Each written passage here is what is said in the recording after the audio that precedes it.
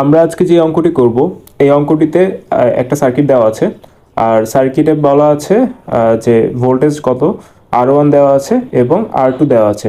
দেখেই বোঝা যাচ্ছে যে সার্কিটটি একটি প্যারালাল সার্কিট। আর আমাদের প্রশ্ন ভালো করে পড়তে হবে। প্রশ্নে কি দেওয়া আছে? প্রশ্নে দেওয়া আছে যে চিত্রটিতে দেখানো সার্কিটে I1 এবং I2 এর মান কত। এখন আমরা দেখি যে সার্কিটে I1 আর I2 কোথায় আছে।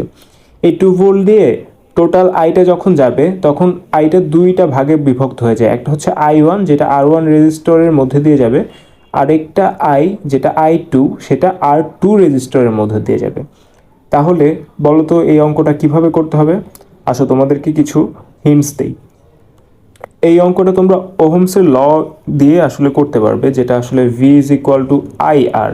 কারণ আমরা জানি কোনো সার্কিটে যদি ভোল্টেজ বের করতে বলে অথবা রেজিস্ট্যান্স বের করতে বলে অথবা কারেন্ট বের করতে বলে সেক্ষেত্রে আমরা ওহমসের লটা ব্যবহার করে থাকি।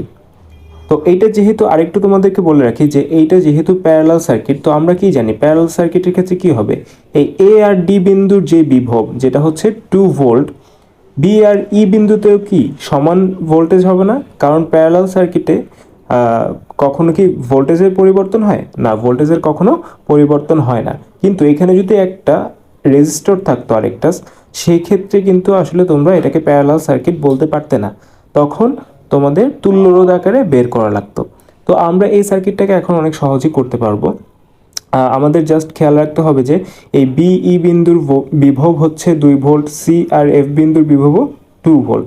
তো আমরা যদি V জানি 2 ভোল্ট, আমরা যদি R জানি, তাহলে কি আমরা I1 বের করতে পারবো না? ঠিক তেমনি করে আমরা জানি কি V আমরা বলতে পারি V1 = I1 R1। এখন V যেহেতু সব জায়গায় একই, মানে বিভব যেহেতু প্রত্যেকটা বিন্দুতে সেম, সেক্ষেত্রে আমরা বলতে পারি এই যে ভিটা আছে এইটা I1, এই যে এই R1 এর মধ্যে দিয়ে যে কারেন্টটা গিয়েছে সেটা, আর হচ্ছে এই যে রেজিস্টরটা R1। তাহলে আমরা কি বলতে পারি না যে I1 = V/R1। তো V কত আমাদের? V হচ্ছে 2 ভোল্ট আর R1 কত? 3 ওহম। তাহলে আমরা বসিয়ে দিই, ভির জায়গায় 2 ভোল্ট বসিয়ে দিই আর R1 এর জায়গায় 3 ওহম বসিয়ে দিই। তাহলে আমাদের I1 এর মান কত আসছে? I1 এর মান আসছে 0.67 অ্যাম্পিয়ার। তাহলে কি আমরা বলতে পারছি না যে এই আইটা I1 হয়ে I1 এর মধ্যে দিয়ে আসলে 0.67 অ্যাম্পিয়ার কারেন্ট প্রবাহিত হচ্ছে। তেমনি করে আবার আমরা বলতে পারি যে এখান থেকে যে I2টা গিয়েছে সেটা এই রেজিস্টরের অ্যাক্রসে গিয়েছে। এই রেজিস্টরটা আসলে কতটুকু? 6 ওহম। আর এইখানে ভোল্টেজটা কত? 2 ভোল্টই, যেহেতু এটা প্যারালাল সার্কিট। তাহলে V = আমরা বলতে পারি কি I2 R2, এই যে I2 এবং R2 কে গুণ করলে আমরা পাবো ওহমসের ল থেকে। তাহলে I2 = কি হবে? V/R2। তাহলে এখানে V এর মান কত? V এর মান হবে 2 ভোল্ট আর R2 এর মান কত হবে? R2 এর মান হবে 6 ওহম। তাহলে বসিয়ে দিয়ে পাই আমরা 2/6 আর এটাকে আমরা বের করলে পাই 0.33 অ্যাম্পিয়ার। তাহলে বলো তো এখানে এই সার্কিটটাতে টোটাল কারেন্ট কত, অর্থাৎ এই 2 ভোল্ট থেকে কত কারেন্ট বের হয়ে পুরো সার্কিটটাতে ঘুরে এসেছে? টোটাল কারেন্ট হবে কি, এই যে আইটা দুইটা ভাগে বিভক্ত হয়ে গেছে, একটা হচ্ছে I1 আর একটা হচ্ছে I2। তাহলে I = কি হবে? I1 + I2, এই দুটো যোগ করলেই তো আমরা I পেয়ে যাব। কি হয়, এখানে I1 আসে, এখান থেকে I2 এসে এইখানে এসে আবার কিন্তু I হয়ে যায়, মানে টোটাল কারেন্টটা হয়ে যায়। তাহলে কি এই দুটাকে আমরা যোগ করে দিই, I = I1 + I2, I = 0.67 + 0.33 = 1 ampere. এখন এটা তো আমরা এভাবে করলাম, কিন্তু আমাদেরকে যদি প্রশ্নে বলতো যে তোমরা এই সার্কিটটার তুল্য রোধ বের করো আর টোটাল কারেন্ট বের করো, তাহলে আমরা কিভাবে করতাম? এখন আমাদেরকে যখন বলবে যে টোটাল কারেন্ট বের করো, তখন কিন্তু আমাদের তুল্য রোধটা লাগবে।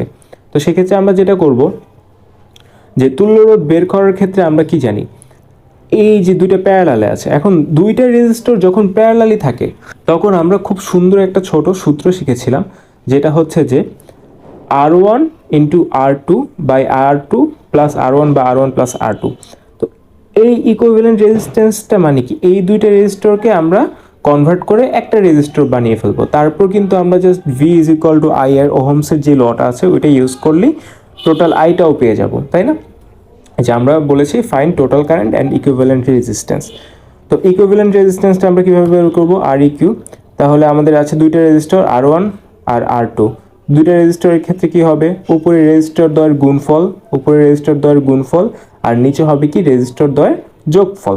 তাহলে রেজিস্টর দ্বয়ের গুণফল কত হবে, 3 6 18, আর যোগফল কত হবে 6 + 3 = 9। তো আমরা তাহলে বলতে পারি কি Req = 2 ওহম। এখন এই Req বলতে আসলে কি বোঝায়, এই দুইটা রেজিস্টরকে এক করলে যেই রেজিস্ট্যান্সটা হবে সেটাই কিন্তু আসলে Req। তাহলে আমরা যদি এই সার্কিট ডায়াগ্রামটাকে আরেকটু সুন্দর করে বা আরেকটু সহজ করে আঁকি তাহলে কি দেখা যায়, তাহলে দেখা যায় এখানে যে ভোল্টেজ 2 ভোল্ট আছে আর এই Req = আমরা 2 ওহম বলে দিচ্ছি, দুইটা রেজিস্টরের বদলে একটা রেজিস্টর ইউজ করতে পারতেছি এখন। তাহলে এই জায়গায় শুধু ওহমসের ল ব্যবহার করলে কি আমরা টোটাল কারেন্টটা পাবো না, কারণ এইখান দিয়ে যেই কারেন্টটা গিয়েছে সেটাই তো জাস্ট এই একটা রেজিস্টরের মধ্যে দিয়ে এসে আবার এখানে পৌঁছেছে। তাহলে কি হবে, একটা রেজিস্টরের মধ্যে দিয়ে যেহেতু গেছে তাহলে V = I এর বলে আমরা I = V/R করতে পারি, তাহলে আমরা টোটাল কারেন্টটা পেয়ে যাব। আর V এর মান কত আছে 2 ভোল্ট আর R এর মান কত আছে 2 ওহম, তাহলে 2/2 = 1 অ্যাম্পিয়ার। দেখো এইখানে টোটাল কারেন্টটা কিন্তু 1 অ্যাম্পিয়ারই আছে, যেটা আমরা আগেও 1 অ্যাম্পিয়ারই বের করেছিলাম। কোনো রকম সমস্যা থাকলে আমাকে কমেন্ট করে অবশ্যই জানাবে। ধন্যবাদ।